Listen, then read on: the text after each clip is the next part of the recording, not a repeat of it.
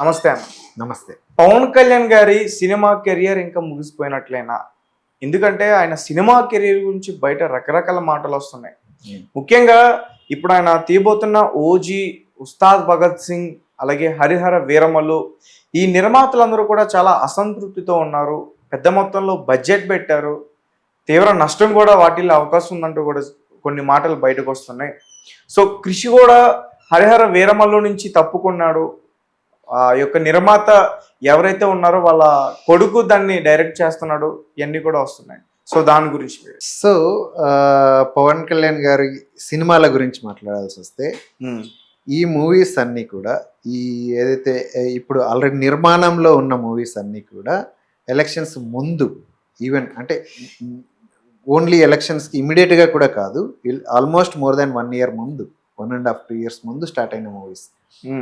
ఇవి న్యాచురల్గానే చాలా high budget movies, as at the same time చాలా లెంతీ ప్రొడక్షన్ టైం తీసుకునే మూవీస్. హరిహర వీరమల్లు చూస్తే డెఫినెట్లీ ఏంటంటే హ్యూజ్ గ్రాఫిక్ వర్క్ ఉన్న మూవీ.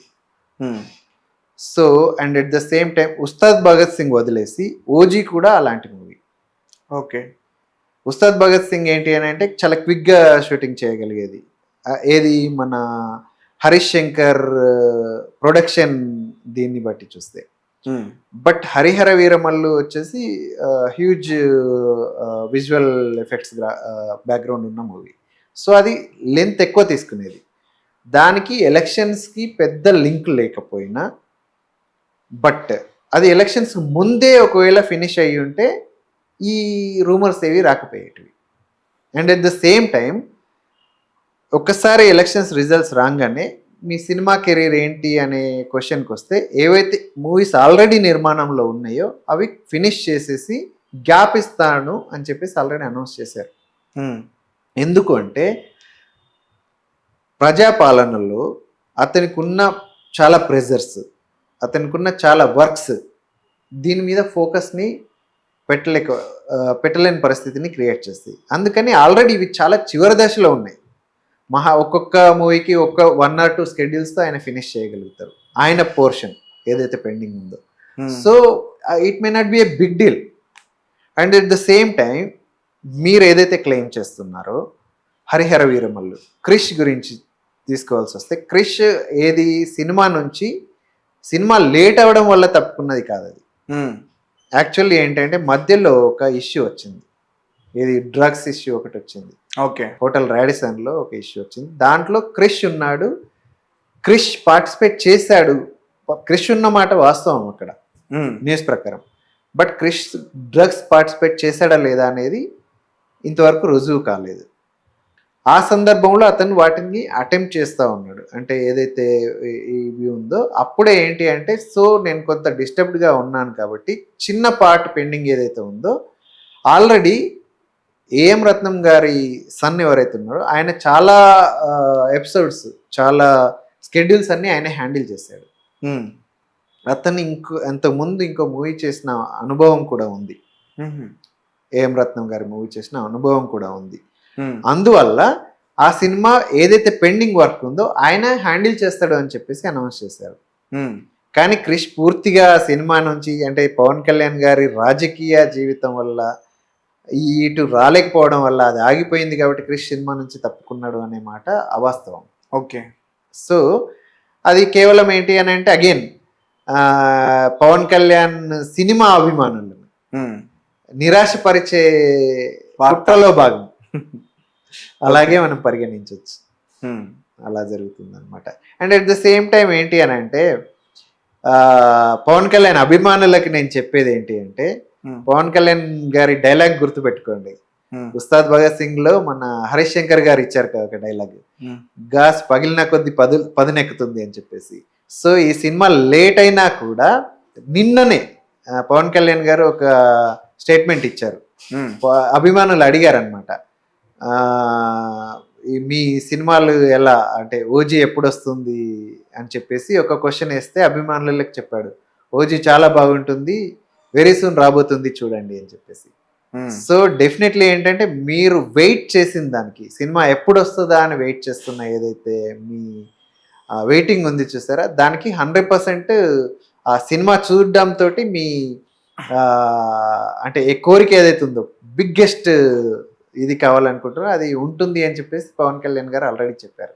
రైట్. అంటే ఆల్రెడీ ఓజీలో కూడా మనం ఒక డైలాగ్ చూసాం. అంటే పవన్ కళ్యాణ్ గారు చాలా అగ్రెసివ్ గా కనిపిస్తారు అందులో. అవును. సో అది క్యారెక్టరైజేషన్. ఓజీ వచ్చేసి ముంబై మాఫియా బ్యాక్గ్రౌండ్ తోటి చేసింది.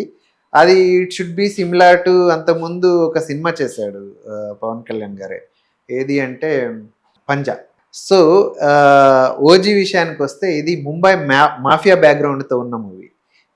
అందులో ఉన్న ఆ స్టోరీ కానీ లేదు అంటే ఆ క్యారెక్టరైజేషన్ కానీ పవన్ కళ్యాణ్ గారు ఇంతకుముందు పంజా మూవీ ఏదైతే ఉందో ఆ మూవీతో పోలికలు ఉండే అవకాశాలు చాలా ఉన్నాయి. సో ఆ పాత్ర డెఫినెట్లీ చాలా అగ్రెషన్. ఆయనకి గన్స్ అన్న ఫైరింగ్ అన్న కూడా చాలా ఎక్కువ ఇష్టం అని విన్నా నేను. ఆయనకి ఇష్టం. ఆయన ఏంటి అంటే ఆయన అగ్రెషన్, ఆయన దట్ ఈస్ హిజ్ పర్సనాలిటీ, ఆయన మేనరిజం. ఇప్పుడు గన్ పట్టుకున్నారు అని అంటే ఆయన ఒక ఫుల్ టైం పవన్ కళ్యాణ్ గారి లాగా ఆ స్టిఫ్నెస్ అదంతా ఉంటుంది అనమాట ఆయనకి. సో యా అలాంటివన్నీ కూడా అంటే సినిమాలో ఒకవేళ గన్స్ లేకపోయినా ఆయన ఏదో ఒక సాంగ్ లో గన్స్ ఉంటాయి. మరి త్రివిక్రమ్ శ్రీనివాస్ గారు కూడా మూవీ చేస్తానని మాట ఇచ్చినట్టు తెలుస్తుంది. మరి ప్రాణ స్నేహితుడు అని కూడా చెప్పుకోవచ్చు త్రివిక్రమ్, ఒకరికొకరు ఇద్దరు. సో మరి గతంలో అజ్ఞాతవాసితో ఒక డిజాస్టర్ చూసాం పవన్ కళ్యాణ్ గారి కెరీర్ లో. త్రివిక్రమ్ గారి కెరీర్ లో కూడా అదే డిజాస్టర్ అని చెప్పొచ్చు. ఫ్యాన్స్ అందరూ కూడా చాలా డిసప్పాయింట్ అయ్యారు ఆ సినిమా వచ్చినప్పుడు. అఫ్ కోర్స్ దాని ముందు అత్తారింటికి దారేది బాగా ఆడింది.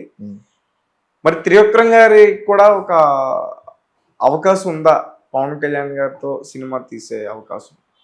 సో ఇక్కడ మీరు త్రివిక్రమ్ గారి గురించి మాట్లాడాల్సి వస్తే వీళ్ళిద్దరి జర్నీ జల్సాతో స్టార్ట్ అయింది. జల్సాకి ముందు అన్ని ఫెయిల్యూర్స్ పవన్ కళ్యాణ్ గారికి. సో ఆ సినిమాతో మళ్ళీ కమ్బ్యాక్.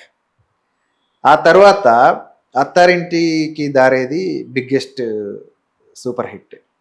ఆ తర్వాత మళ్ళీ డిజాస్టర్.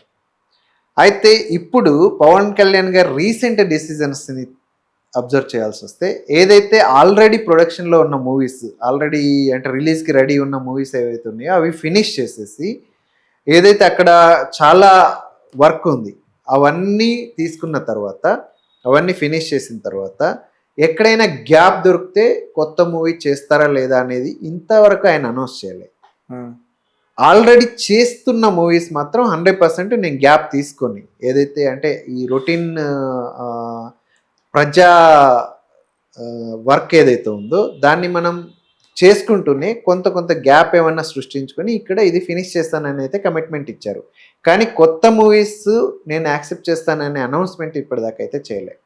ఓకే. సో త్రివిక్రమ్ గారితో మూవీ ఉంటుందా ఉండదా అని అంటే అది వాళ్ళిద్దరికే తెలియాలి ప్రస్తుతానికైతే. ఒకవేళ త్రివిక్రమ్ గారితో అకీరానందన్ మూవీ ఎక్స్పెక్ట్ చేయొచ్చా పవన్ కళ్యాణ్ గారి కొడుకు? సో వాళ్ళిద్దరు మూవీ ఎక్స్పెక్ట్ చేయొచ్చా అని అంటే అకీరానందన్ని లాంచ్ చేయడంలో త్రివిక్రమ్ గారి పాత్ర ఉంటుందా లేదా అంటే 100% ఉంటుందని నేను చెప్తా. ఓకే. కానీ ఆయనే డైరెక్ట్ చేస్తారా లేదా అనేది చెప్పలేము. ఆయనని హ్యాండిల్ చేయడానికి ఏమన్నా న్యూ జనరేషన్ డైరెక్టర్ని ఎవరినన్నా తీసుకునే అవకాశాలు ఉన్నాయి.